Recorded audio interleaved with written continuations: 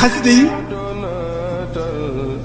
moo nu war a dàqal lépp lu ñuy lekk lu ne jàng xasida yi moo nu ko war a dàqal.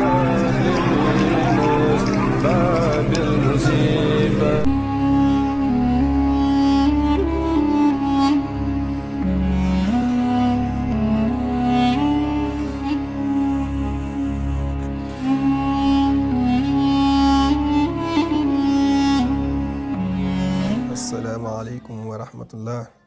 naafila tey ci téereb sëriñ Suhaybu Mbàkke guddik fukkeel ak juróom ñetteel ga ku ca julli fukki rakka bu ci ne faatiha ak sabbih isma rabbikal a'la ak qul yaa ayyuhal kaafiruun ak qul huwallahu ahad lu ci ne benn yoon mel na ni ku moom àdduna sépp ak li ci biiram ba noppi dundulee ko ci yoonu yàlla te xaraf wu ci ne des na ko ca tabaxal dëkk bu rëy ca àjjana mel na ni it ku jaamu yàlla juróom ñaar fukki at.